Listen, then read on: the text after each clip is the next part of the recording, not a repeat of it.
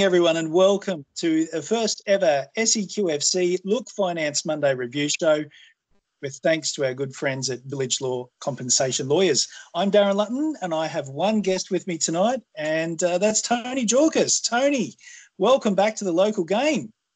Good evening. Thank you very much. Look forward to a big year. Yes, should be fantastic. Now, just tell the people who don't know you a little bit about yourself. You've been at just about every club that had some money to throw around, haven't you?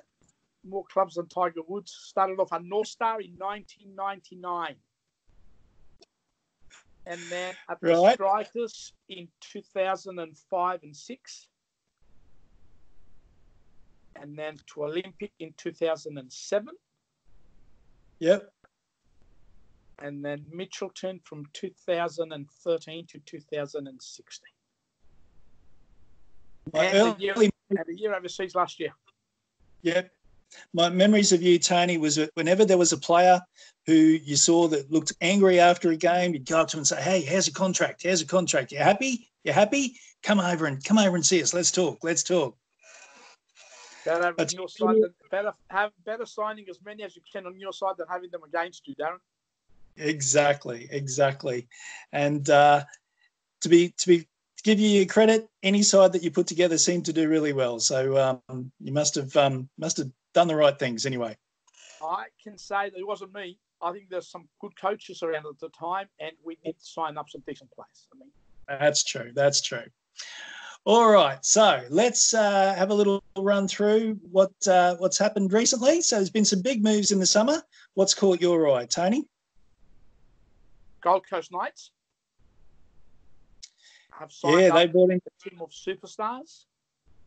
Yeah, brought in plenty of big players during the week, haven't they?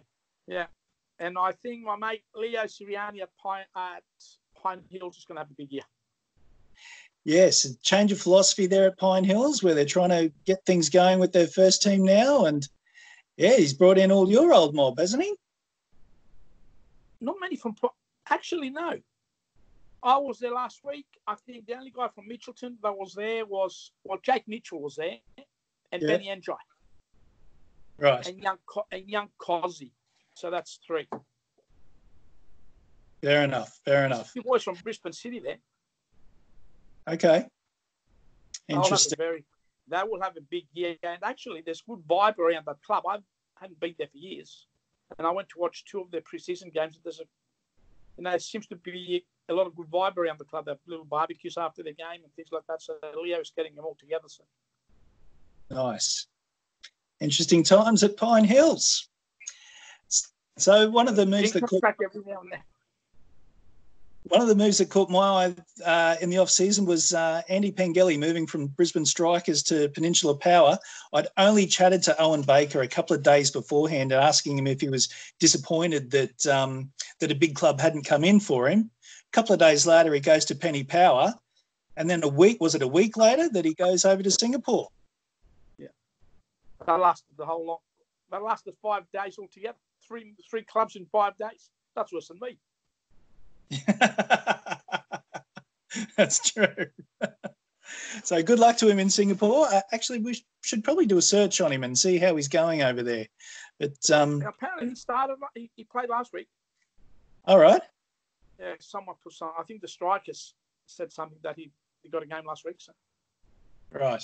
Well, good luck to him. Hopefully he lands on his feet and scores plenty more as he did last season.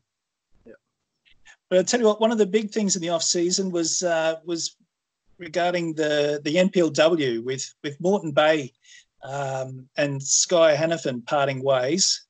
Guy lands at Capalaba and he takes half the Moreton Bay squad with him, and the rest going to Logan and various other clubs.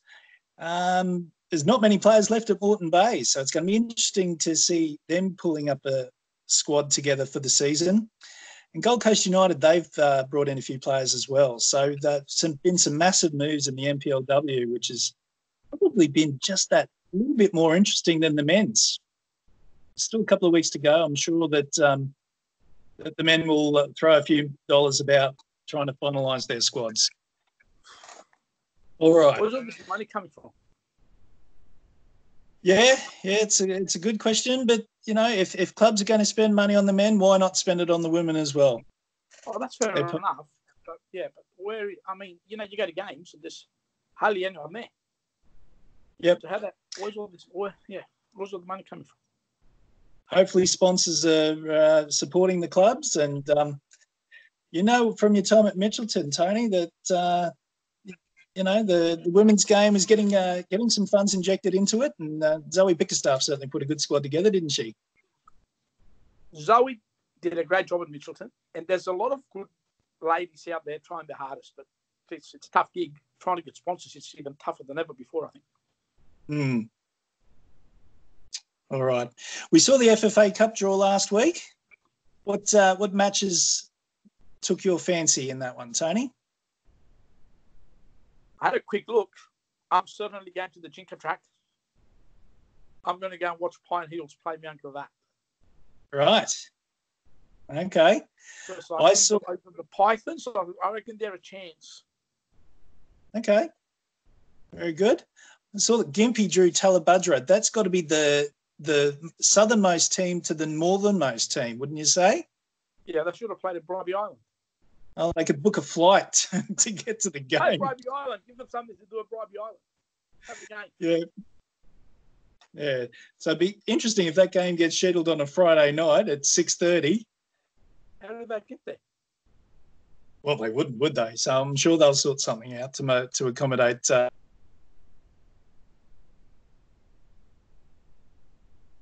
Interesting. This year, that the spread of clubs is a little bit wider. We've seen Toowoomba clubs being involved in the draw, and of course with Gympie and all the other Sunshine Coast clubs as well. Look, it's going to be the first couple of weeks are going to be very interesting because I was talking to someone today from Apollo, Paradise, and they were very excited about what's going on down there because they reckon they've got a couple of derbies, if not the first week, certainly the second week. So I reckon there's a club from Melbourne looking for a trial game. They're up here for that weekend on the 22nd of February, and they're looking for a game. And I spoke to him, but they can't. Everyone's booked up. Right. Very good. So there you go. They just got to get in touch with the which club was it? Kingston. Okay. There you go. They're up for that week. So if anyone's looking for a game, they're willing to travel from the Gold Coast to Brisbane to play that weekend of the 21st, 22nd of February. Excellent. All right. Now, last weekend, I went to see North Pine up against Noosa. I put up the interview with Kevin Ahern-Evans after the game. It was a good little chat with him. He disappeared off our radars and, of course, it went up to Noosa and won the league with them. And, of course, winning the league with the Brisbane Strikers and having such a successful run with that team. The game itself, North Pine and Noosa both had moments of fantastic play interspersed with moments of sheer dross. So you can see that both sides, if they can get things going, that they'll look all right. But a lot of work to do for both teams. Where did you go on the weekend, Tony? I went on Wednesday night. I watched Pine Hills play Bayside. I don't think Bayside had their full-strength side. Pine Hills created a lot of chances. I think it finished up 4-1. It could have easily been 7 or 8-2 or 3. But bearing in mind, Bayside did play the night before against Peninsula Power. So I don't know how many top team players they had there. Right. So a bit of a turnover, you think? A few reserve grade players getting run out. I reckon there would have been 3 or 4 top team players at the most. Okay. Of course, on Saturday, Hills looked for a first, second up. Looked all right. Right. Okay. And of course, on Saturday night, we saw the official curtain raiser for the season with the Lions FC taking on the Sunny Coast Wanderers.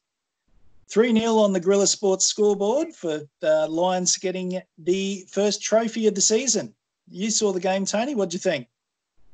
I thought Lions were a class above the other portion of the Sunny Coast, but first game in first year up in being promoted, so early days yet.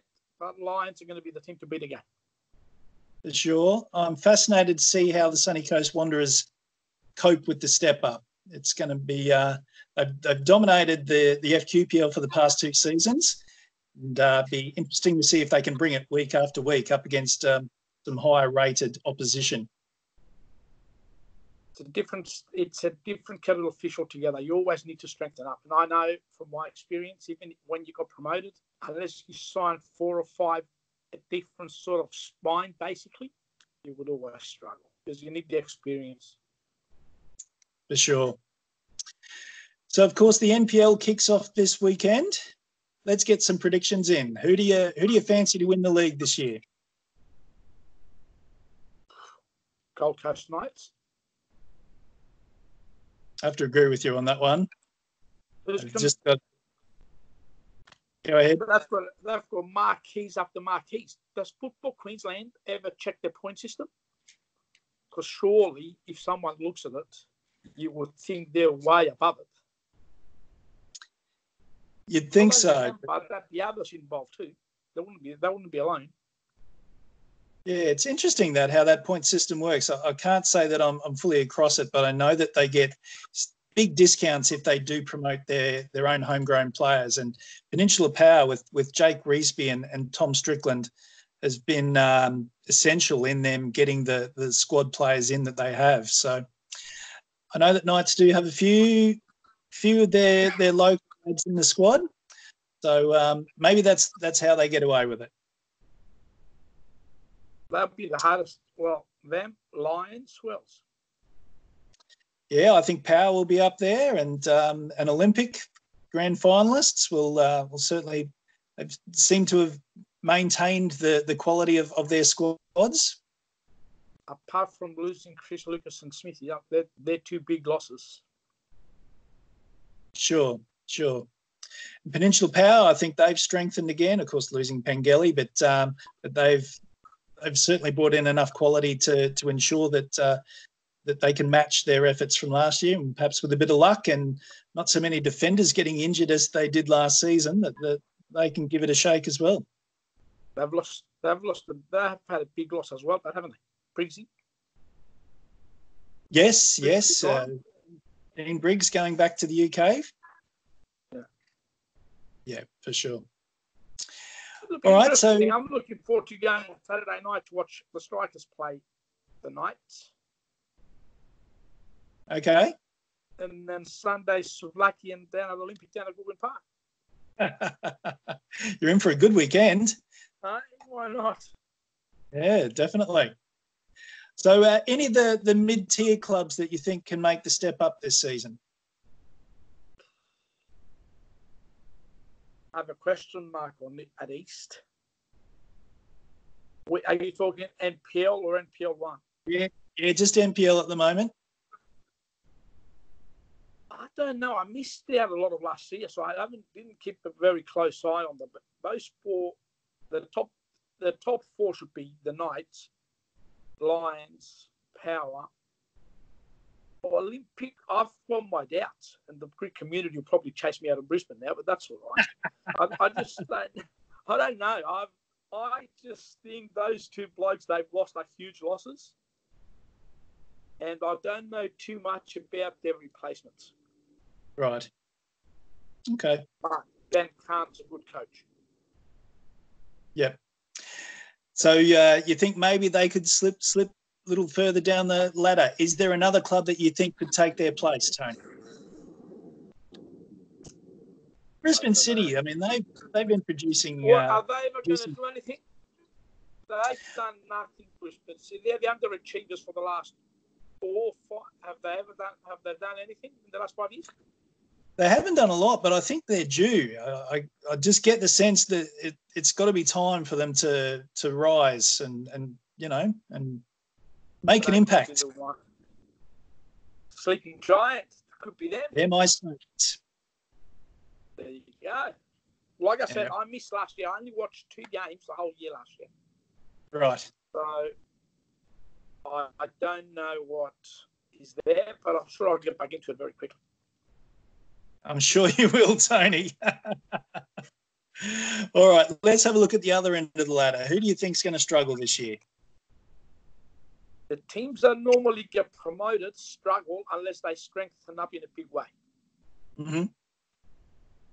Kapalaba got promoted, have lost their team basically. So they're starting from zero again. So you would think they're going to struggle to stay up.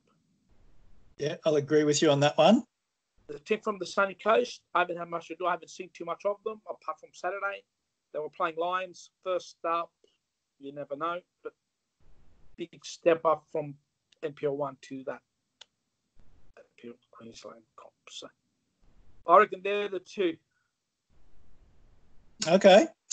I think this could be the year that Mackay actually do go down. They've been thereabouts and just managed the great escape for the past couple of years. I think this could be just a bridge too far for them this year.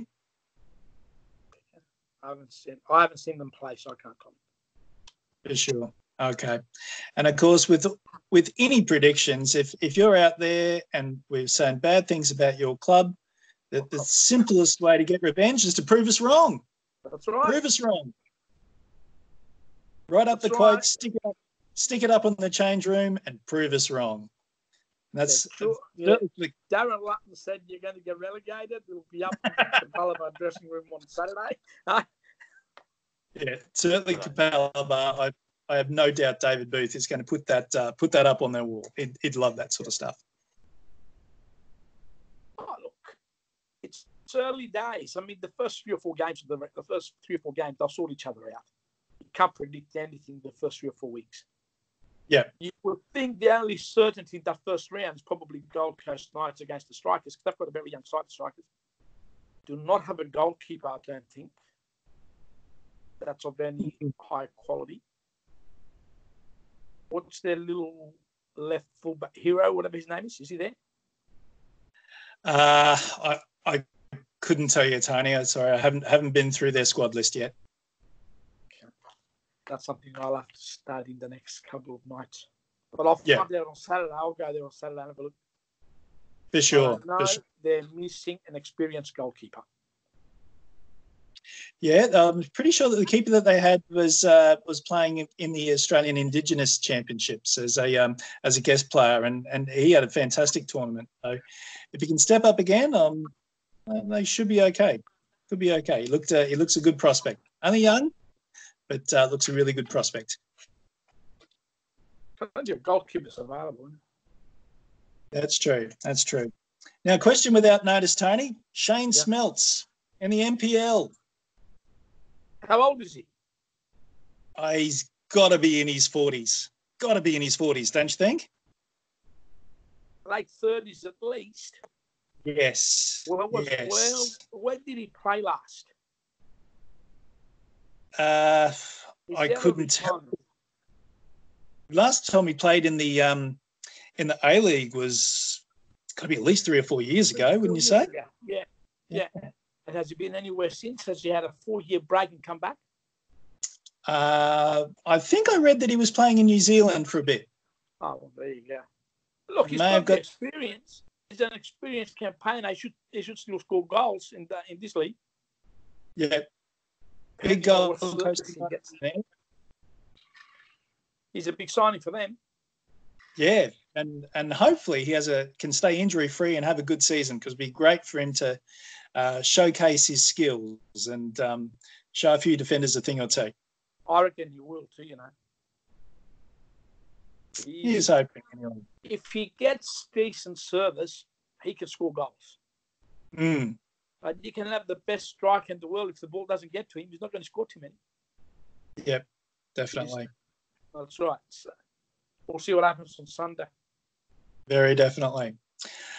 All right, Tony, well, let's wrap it up for this week. This is our first Look Finance SEQFC review show with thanks to Vilic Law Compensation Lawyers. Tony Jorkis, thank you for being our sole guest this week. We'll have a few more next week. We might split it up into a 4-screen, and we'll start incorporating the other leagues and talking about them, and, of course, reviewing this weekend's action.